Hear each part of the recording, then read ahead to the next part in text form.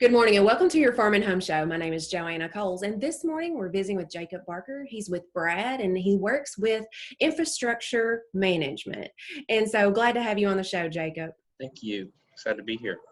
Well, first, tell us a little bit about Brad for people who might not be familiar. So Brad is one of the various ad districts, as we call them, around Kentucky. We are regional offices, kind of quasi-governmental offices that blend the local and state government levels. So we cover a 10-county region, and every part of Kentucky has their own unique ad district. We work from Logan County over to Metcalfe County and everywhere in between. And we try to work with all the local governments to improve economic development, make sure people have the resources they need. Absolutely. Now, you work with infrastructure management. So what does that entail? That entails a lot of finding funding for infrastructure that's essential to the community. So whether it be wastewater, stormwater projects that involve pipes underground, or it be finding funding for local projects that can't find it anywhere else. We just tried to be the middleman for everything and ensure that people have clean drinking water and utilities are maximizing benefits for the community.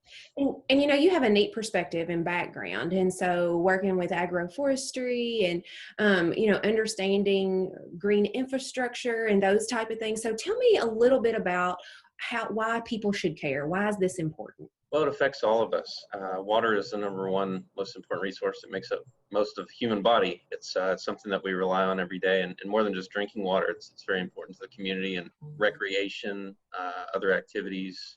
It's just one of those things that we have to preserve, and there's very limited amount of water on the surface of the earth. And as the population grows, we really have to make sure that we manage it appropriately.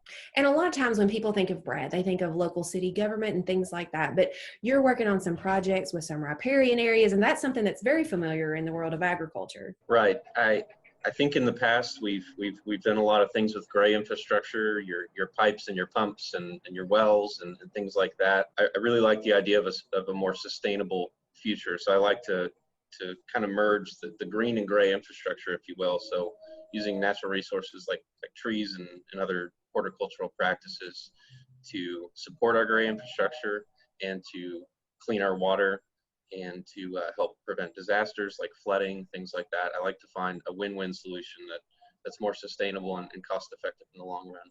Yeah, and so if there's cities, communities, or even individuals who might go through those chains or channels, you can work with them to maybe help find funding resources or maybe develop a plan. We can help with plans. We can help source people to the right departments or the right organizations for, say, an ag water quality plan. Anything from the individual landowner, we can help with individual farms. All the way up to entire counties. We help write grants for millions of dollars for certain counties to improve their water quality for the local population. So we really do kind of a broad spectrum of funding sourcing for the local community, and anyone can feel free to reach out to us. If we can't help, then we certainly know the resources to lead them to. And we're our own individual counties, communities, and those type of things, but we all kind of function off one watershed. And so anything that us and our neighbors do can affect the entire area. Absolutely. Every single person plays a role, and I think we often underestimate the impact of one piece of land or one parking lot or one street. It's very important that we all do our part, and it benefits us all. We may see it as an indirect impact. We may not walk out the next day and see exactly what our impact has been. But if as many people as possible are taking their time to preserve the water of the area and improve the water quality, it saves us money, it saves the utilities money. It allows more money to go to other things that we need in the community. Absolutely. And I can't wait to see some of these projects come to fruition, and hopefully we'll have you back on to talk about some of those successes. But how do people contact you?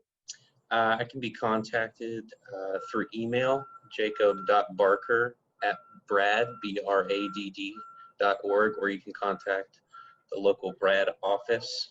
We are located in Bowling Green, but again, we work for 10 counties. So anyone in those 10 counties can feel free to reach out to us. If you're outside those counties and viewing this message, then still feel free to reach out to us. And we work very closely with the other ad districts, and we can certainly point you in the right direction. All right. Well, Jacob, certainly appreciate you being here with us today. And if you have questions, make sure to contact your local ad district. Thanks for watching and have a great day.